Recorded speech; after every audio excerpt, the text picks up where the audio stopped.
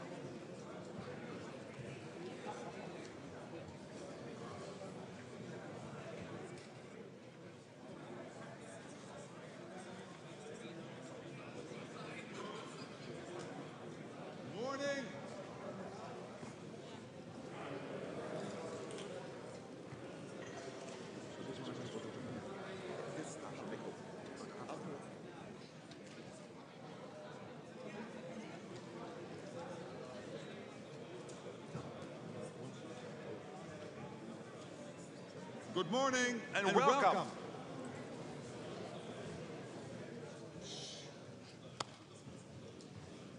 Yes, always difficult to get a big group like this to get organized, but we can. Fantastic.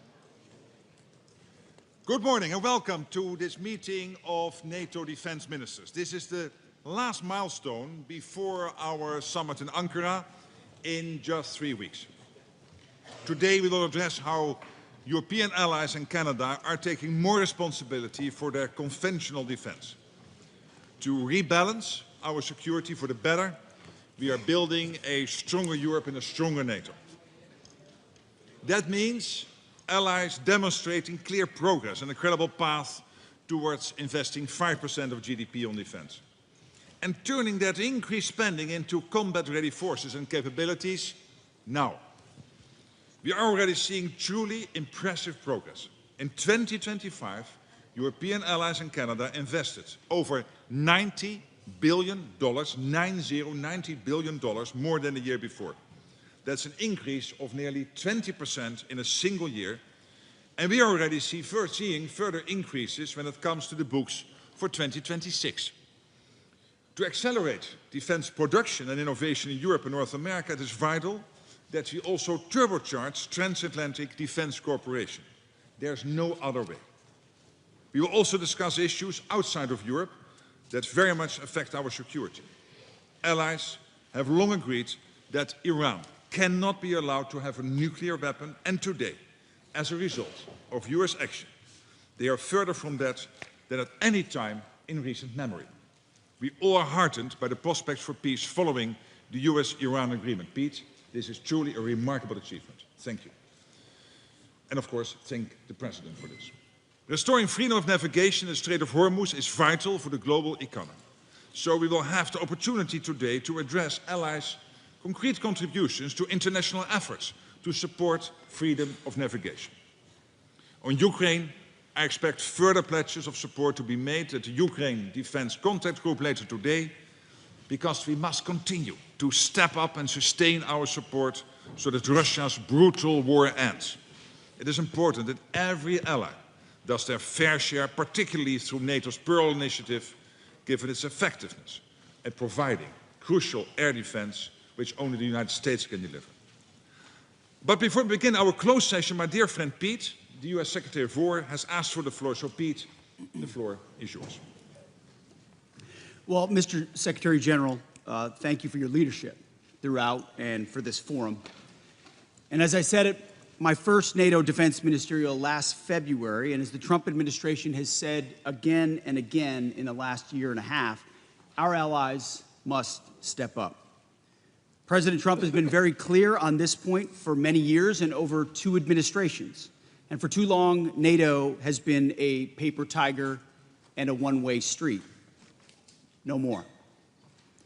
And that's what the Hague Summit is all about. That's what defense spending commitments are all about, transforming NATO back into a real military alliance that's focused on hard power and real deterrence, a NATO 3.0, modeled on the NATO 1.0 that won the Cold War, with our allies actually taking the lead in Europe's conventional defense.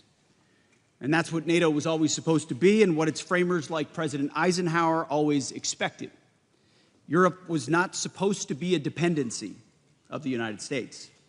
That's not what Winston Churchill or Charles de Gaulle or Konrad Adenauer wanted or expected. No, Europe was supposed to be a military power allied with a strong America. This is the essence of NATO 1.0.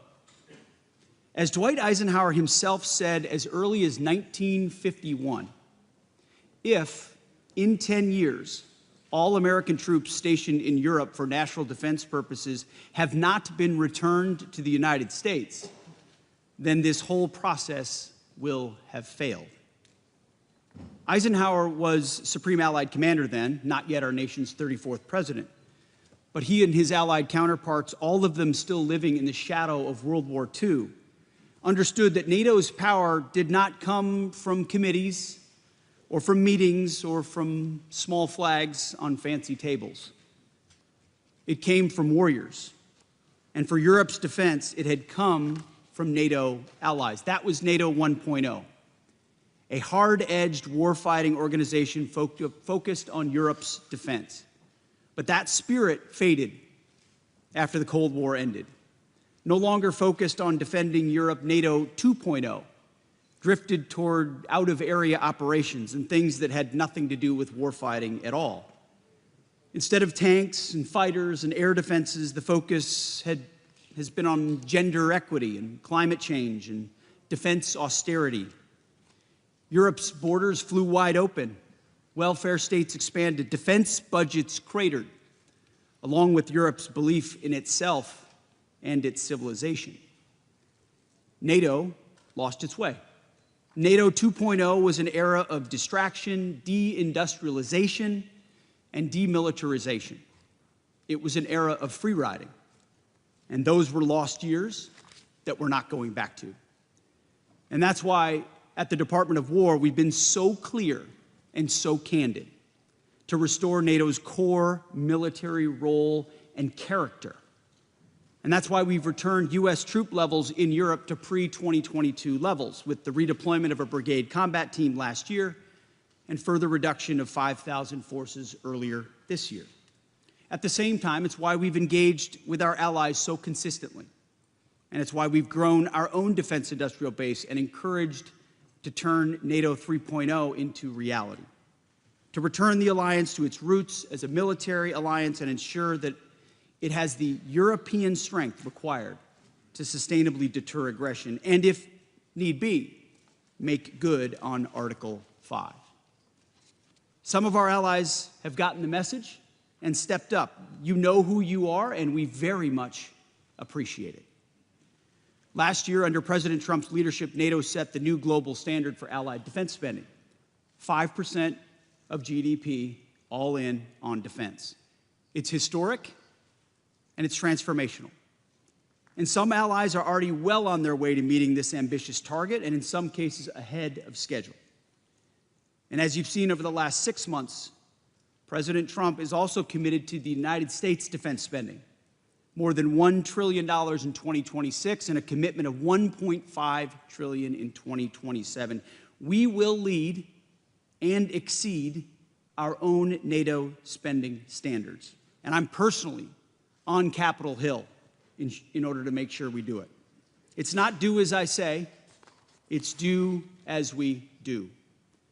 Some allies are also getting serious about how they're spending on their defense. In May, the Department of War told allies that we're reducing our contributions to the NATO force model. We also explained how allies can and should backfill those changes. General Grinkowitz reports that some allies have stepped up accordingly, and it's a good start. At the same time, just last month, a small group of strong allies gathered at Bergen for a conversation about focused allied defense spending on the capabilities required to defend Europe even in the event of simultaneous conflicts worldwide. Again, more serious progress. On Ukraine as well, progress. Through President Trump's Pearl Initiative, allies have taken the lead in funding support for Ukraine's defense. The Ukrainians are holding their lines even in the face of sustained Russian assaults. We said it could be done, that our allies could lead, and that it would be consistent with Ukraine's defense. It is happening, and it's a validation of President Trump's approach, an approach that will set the table for peace. Yet for all these early steps in the right direction, there have also been real setbacks that we cannot ignore. For all of our clarity, too many allied capitals seem to still miss something in translation. Too many allies still don't recognize the historic need that President Trump has made clear to them and to NATO itself to reforge a relevant, powerful military alliance. As President Trump put it, and rightfully so, he gave our allies a test to support America when we asked for their help, and too many failed it. The United States has defended Europe for generations. And the president said, all he said was that our jets would need to take off from bases in Europe or our ships from ports to strike targets in the Middle East. Iranian targets that threaten European interests even more directly than they threaten us. But too many of our allies said no, or tried to drown us in arcane legal debates, or criticized us publicly for doing what they aren't prepared or able to do themselves. It was shameful. These allies, they put America's sons and daughters, our sons and daughters, at risk by denying them the predictable access, basing, and overflight that never should have been in question at all. In some cases, we had to shift capabilities from one country to another out of NATO allied countries altogether. There's no excuse for that. And that's not to mention the fact that some countries have yet to show a credible path to meeting their Hague commitments. Too much talk. Some of NATO's largest economies, some of our richest countries, allies that are happiest to go on about the rules-based international order and middle powers banding together, still seem to think the era of free riding is here. Eisenhower and Trump disagree. This isn't what the President or America expects from this alliance. This is not what any reasonable person would expect. And it's not going to cut it anymore. And so we're doubling down on our effort to make NATO what it always was supposed to be, a balanced alliance with Europe in the lead for its own defense, NATO 3.0. And to make that a reality, I'm announcing today a 6-month Department of War review that will examine America's force posture and basing in Europe. Up to 6 months, could be less. Let's call it the NATO 3.0 review. This review will be conducted with the benefit of inputs from the United States military, from European Command. It will involve consultations with the U.S. Congress and with our allies. But make no mistake about it, this will be a real review. It will be designed to ensure that NATO is moving fast and irreversibly toward Europe leading, stepping up to take primary responsibility for the defense of Europe, stepping up to ensure our forces are postured for America's global needs, and stepping up to make sure that our access, basing, and overflight are clearly delineated and assured. Any other country would do the same. At the same time, going forward, our annual NATO dues will be contingent on other countries meeting their defense spending targets. Where other allies do not spend with urgency, our dues contributions will go down. NATO will be a two-way street. It's only common sense. America cannot care for or pay more for Europe's defense than our allies do. And this review will think outside the box. Our national defense strategy states clearly that we're going to incentivize and enable our allies to step up and do their part. So we're going to keep a close eye on allies who are not doing that and who say no, or maybe, or wait and see when it matters most. It's a review that some countries will fail and others will pass with flying colors. In the end, the review is intended to both improve U.S. force posture and basing and strengthen NATO 3.0. It's intended to be constructive, as we have always been. There are no strategic surprises here. There haven't been. I've been clear with all of you since my first remarks to this body in February of 2025. President Trump has always done the same. Our direction of travel is and has been clear. This is the right thing to do by the American people. It's the right thing to do by this alliance. Europe can and must take primary responsibility for its conventional defense as it pledged at the Hague Summit.